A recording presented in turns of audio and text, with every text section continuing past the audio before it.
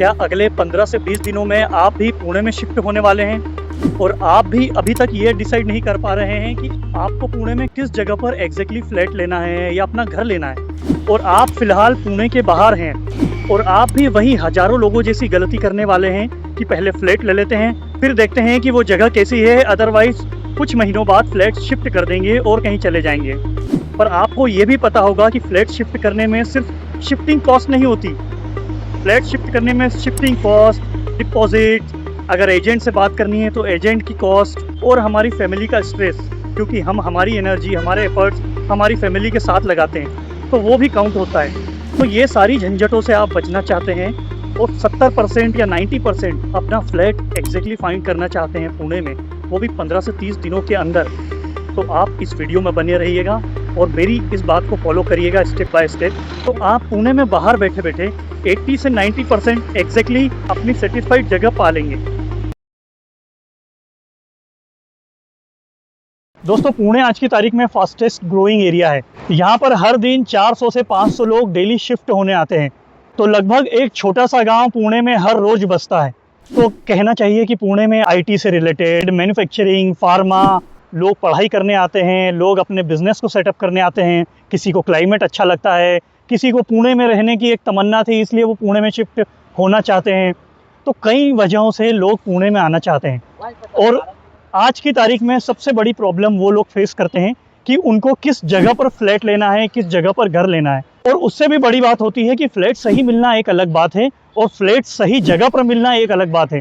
तो ये दोनों कारण भी रहते हैं जो पुणे में शिफ्ट होने वाले लोग या जो शिफ्ट होना चाहते हैं वो लोग फेस करते हैं। लोग फ्लैट ढूंढते टाइम सबसे बड़ी गलती क्या करते हैं कि लोग सिर्फ फ्लैट को देखते हैं कि फ्लैट कितना सुंदर है, आसपास का एरिया कितना सुंदर है, फ्लैट में फैसिलिटी मिली या नहीं। लोग एरिया को नहीं देखते कि आसपास की कम्युनिटी कैसी है, आसपास का एरिया कैसा है, कनेक्टिविटी कैसी है, आसपास के रोड, हमारे ऑफिस जाने तक का रास्ता कैसा है। लोग इस चीज़ को कनेक्ट नहीं करते, लोग इस चीज़ को नहीं ढूंढते। और इस वजह से क्या होता है कि लोगों को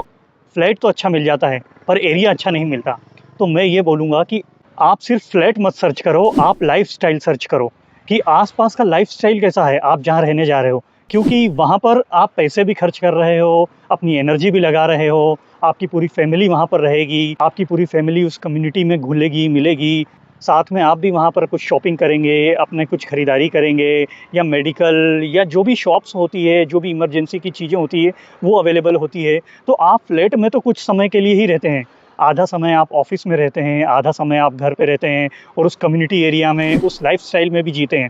तो आपको केवल फ्लैट नहीं सर्च करना है, आपको लाइफस्टाइल सर्च करना है।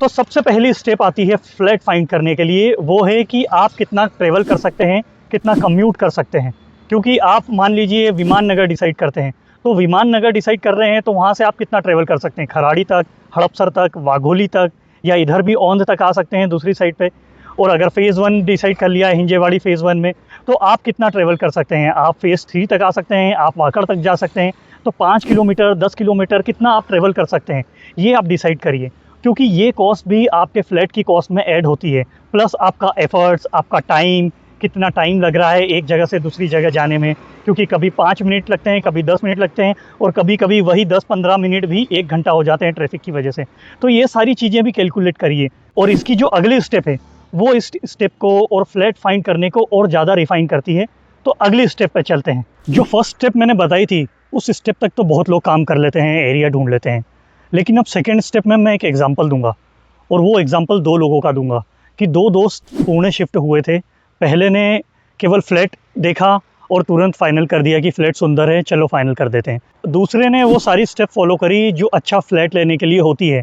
तो आज की तारीख में जो पहला बंदा है वो वापस से 6-7 महीने बाद वही फ्लैट फिर से सर्च कर रहा है, एरिया सर्च कर रहा है कि कहीं और अच्छा फ्लैट मिल जाए। और जो दूसरा बंदा है, जो दूसरे ने सही तरीके से फ्लैट आइडेंटिफाई किया था, वो आज भी वहीं पर खुश रह रहा है। तो प्रॉब्लम केवल फ्लैट ढूंढने की नहीं थी, प्रॉब्लम थी कि फ्लैट भी ढूंढना है, लाइफस्टाइल भी देखना है और एरिया भी अच्छा होना चाहिए। अब सवाल आता है कि कैसे आखिरकार फ्लैट ढूंढा जाए और सेटिस्फाई हो जाए कि हाँ, हमने सही फ्लैट ढूंढा है, सही लाइफस्टाइल ढूंढी है, सही एरिया ढूंढा है। तो मैं आपको 2 मेथड बताऊंगा। एक मेथड में आपको 70-80%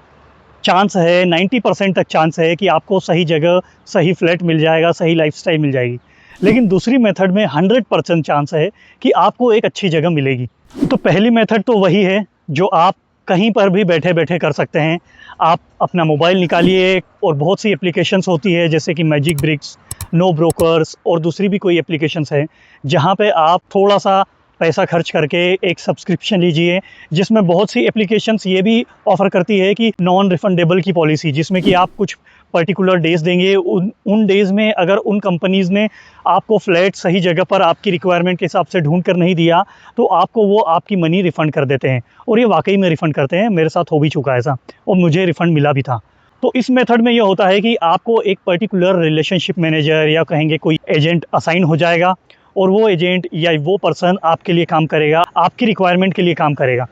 तो होगा क्या कि वो पर्सन को आप पर्टिकुलर अपनी रिक्वायरमेंट देंगे कि इस एरिया में ऐसी-ऐसी जगह पर ऐसा-ऐसा फ्लैट देखना है, ये रिक्वायरमेंट है, फर्निश्ड हो, अनफर्निश्ड हो और बहुत सी चीज़ें। और वो रिलेशनशिप मैनेजर या वो particular assigned employee of that company आपको आपकी रिक्वायरमेंट के हिसाब से फ्लैट ढूँढ के देगा। आपको even videos, photographs, live video लगाकर आपको डिटेल भी दिखाएगा। आप उससे इवन ये भी पूछ सकते हैं कि किस तरह का एरिया है, कुछ एरियाज़ के बारे में बता दो या वहाँ के वीडियो भेज दो, तो वो भी बता देगा। आपको वो सब कुछ बता देगा जो आप पूछेंगे। तो यहाँ पर मैंने कहा कि 70-80% आपकी रिक्वायरमेंट फुलफ़िल हो जाएगी या हो सकता है 90% भी हो जाए, क्योंकि आप क्या पूछ रहे हैं, क्या आइडेंटिफ़ाई करना चाहते हैं, इस पे डिपेंड करता है। लेकिन ऐसा भी होता है कि 10-20% हमारे से कुछ न कुछ चूक हो ही जाती है, हम कुछ न कुछ भूल ही जाते हैं और वो छूट जाता है, या फिर देखने में कुछ और लगता है लेकिन असलियत में वहाँ जाओ तो कुछ और होता है। तो वही है, 10-20% इस मेथड में रह जाता है। लेकिन ये मेथड भी अच्छी है, इस मेथड के थ्रू भी आप अपना फ्लैट, अपना एरिया, अपनी कम्युनिटी डिसाइड कर सकते हैं, अपनी रिक्वायरमेंट डिसाइड कर सकते हैं। दूसरी मेथड थोड़ी-सी डिफ़िकल्ट है, क्योंकि दूसरी मेथड में ये होगा कि आपको पुणे आना पड़ेगा। 1-2 दिन के लिए, 3-4 दिन के लिए, या हो सके तो 2 वीक के लिए, 1 वीक के लिए आप पुणे आ जाइए। पुणे में किसी पीजी में रह लीजिए कुछ 2-1 वीक के लिए या 1 वीक के लिए, या कहीं पर भी 1-2 दिन रुक जाइए। आप जब उस एरिया में रुक जाएँगे और आकर आप आइडेंटिफ़ाई करेंगे कि मैंने ये एरिया ले लिया है, मैंने इस जगह को आइडेंटिफ़ाई कर लिया है, यहाँ पर इस तरह की सोसाइटीज़ हैं, यहाँ पर इस तरह की कम्युनिटीज़ हैं, तो आपको बहुत ज़्यादा क्लैरिटी आएगी। पहली क्लैरिटी तो यही आएगी कि फ्लैट कैसा है, जगह कैसी है, वहाँ तक कैसे जाते हैं, ऑफ़िस से उसकी कनेक्टिविटी किस तरह की रहेगी, अगर रात में जाना पड़ा या किसी इमरजेंसी के टाइम पे जाना पड़ा तो किस तरह का रोड्स रहेगा, कनेक्टिविटी रहेगी, आस-पास कितनी शॉप्स है, मेडिकल है, हॉस्पिटल्स हैं, स्कूल्स हैं बच्चों की, किस तरह की स्कूल्स हैं, कौन सी नहीं है। तो ये सारी चीज़ें आप ऑफ़लाइन आके यहाँ पर सर्च कर सकते हैं, पर्टिकुलर किसी जगह पर आकर जो आपने डिसाइड करी है। तो ज़्यादा एफ़र्ट नहीं होंगे, आपको 1-2 दिन आना पड़ेगा या 3-4 दिन आ सकते हैं, या मैं तो कहूँगा कि 1-2 वीक के लिए आ जाइए। आप आस-पास यहाँ पीजी बहुत हैं, वहाँ कहीं भी रह लीजिए और वहाँ पर अपना वर्क फ्रॉम होम या 1-2 दिन की छुट्टी लेकर किसी भी तरह से मैनेज कर आ जाइए और आपको यहाँ पर 100% सैटिस्फैक्टरी मिलेगी। अब मैं ये बताता हूँ कि अगर आप यहाँ आ गए हैं या आप किसी मोबाइल एप्लीकेशन के थ्रू, किसी कंपनी के थ्रू भी आप एरिया आइडेंटिफ़ाई कर रहे हैं, तो ऐसी कौन-कौन सी चीज़ें हैं जो आपको पूछना है या आपको सर्च करना है या आपको चेकलिस्ट लगानी है, तो वो बताता हूँ मैं। अब चेकलिस्ट में आपको क्या-क्या देखना है, जो बड़ी चीज़ें हैं, जैसे कि मैंने बताया कि आपके उस कम्युनिटी के आस-पास को अच्छा मार्केट है या नहीं, हॉस्पिटल्स हैं या नहीं, स्कूल्स हैं कि नहीं बच्चों के, स्कूल्स भी हैं तो किस तरह के स्कूल्स हैं, क्योंकि कई टाइप के स्कूल्स हो गए हैं, हॉस्पिटल्स हो गए हैं, मेडिकल्स हैं या नहीं, रोड्स की कनेक्टिविटी कैसी है, आप आस-पास आप नहीं हैं, अगर घर में अवेलेबल नहीं है, तो आपकी फ़ैमिली भी इमरजेंसी के टाइम पे किसी से कॉन्टैक्ट कर सकते हैं, ईज़िली कनेक्ट हो सकते हैं कि नहीं किसी से, किसी भी पर्टिकुलर डॉक्टर से या हॉस्पिटल से या लोगों से ही हेल्प ले सकते हैं कि नहीं। अगर आप चाहते हैं कि पब्लिक ट्रांसपोर्ट आपको लेना है, तो पब्लिक ट्रांसपोर्ट है या नहीं वहाँ पर आस-पास, या फिर पब्लिक ट्रांसपोर्ट अच्छा भी नहीं है तो कितनी दूर पर है, मेट्रो है तो मेट्रो कितनी दूर पर रहेगी, या मेट्रो आने वाली है तो उस एरियाज़ में कब तक आ जाएगी मेट्रोज़। तो ऐसी बहुत सारी चीज़ें हैं जो फ्लैट के बाहर की चीज़ें हैं, कम्युनिटी की चीज़ें हैं जो आपको पता करनी चाहिए। और अगर आप ऑफ़लाइन आए हैं या फिर किसी एजेंट या ब्रोकर के थ्रू भी जा रहे हैं, किसी कंपनी के थ्रू भी जा रहे हैं, तो ईज़िली आप आइडेंटिफ़ाई कर सकते हैं इन चीज़ों को। और इससे भी अंदर की चीज़ें, अगर मैं फ्लैट के अंदर की बात करूं, जो कि आप ऑफ़लाइन आकर या वीडियोज़ देखकर थोड़ा पूछ कर आइडेंटिफ़ाई कर सकते हैं कि फ्लैट में वाटर की अवेलेबिलिटी कैसी है, गैस लाइन कैसी है, अच्छे से लगी है या नहीं, फ्लैट की अच्छे से मरम्मत हुई है या नहीं, वहाँ पे पेंटिंग अच्छी है या नहीं, वाटर फैसिलिटी मिल रही है तो वो कोई टैंकर की फैसिलिटी है या फिर कहीं से सप्लाई हो रहा है उसका, एयर का सर्कुलेशन कैसा है, क्योंकि जनरली हम किसी फ्लैट में शिफ्ट हो जाते हैं, सब कुछ पैसा खर्च करा, सारे एफर्ट्स लगा दिए, सब कुछ अच्छा भी मिला, लेकिन उस फ्लैट में यार धूप नहीं आ रही है, एयर अच्छी नहीं आ रही है, ये प्रॉब्लम आ जाती है, जिसकी वजह से हमको वो सेटिस्फेक्शन नहीं मिलती और हमको वो फ्लैट बदलना पड़ता है आखिरकार। पावर का बैकअप मिलता है या नहीं, लिफ्ट सही तरीके से काम करती है या नहीं, और लिफ्ट सही तरीके से काम करती है, पावर का बैकअप और इतनी सारी एमिनिटीज़ अगर सोसाइटी ने देके रखी है फ्लैट में हम सभी के लिए, तो वहाँ का मेंटेनेंस कितना लगता है, और मेंटेनेंस आपके रेंट में इंक्लूड है या एक्सक्लूड है वो भी पता करिए। प्लस ओनर का बिहेवियर कैसा है, ओनर का पास रिकॉर्ड कैसा है, ओनर से बात करिए, डायरेक्ट बात करिए, इवन एजेंट है तो भी उससे 2-3 बार बात करिए, ज़्यादा से ज़्यादा क्वेश्चन पूछिए, देखिए कि उसका किस तरह का बिहेवियर है। कहीं पिछले वाले ने जो कि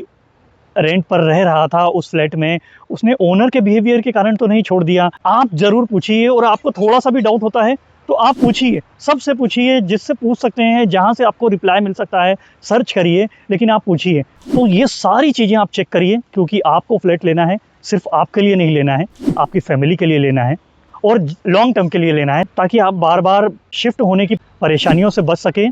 और सेटिस्फैक्ट्री अपने पैसे को, अपने एफर्ट्स को सही डायरेक्शन में लगा सकें। अब बात आती है सिर्फ पुणे की, कि अगर आप पुणे चूज़ कर रहे हैं और पुणे में शिफ्ट होना चाहते हैं, तो पुणे की बहुत सारी चीज़ें हैं जो बहुत अच्छी भी हैं। यहाँ का क्लाइमेट अच्छा है, यहाँ पे ग्रोथ भी अच्छी मिल रही है, यहाँ पे हर इंडस्ट्रीज़ स्लोली थोड़ी ग्रोथ कर रही है बाकी बड़े मेट्रो सिटीज़ के मुकाबले, लेकिन अच्छी ग्रोथ कर रही है। लेकिन यहाँ पर कुछ चीज़ें हैं जो थोड़ी ख़राब भी हैं और उनसे बचा भी जा सकता है, जैसे कि यहाँ पर ट्रांसपोर्टेशन थोड़ा कम है,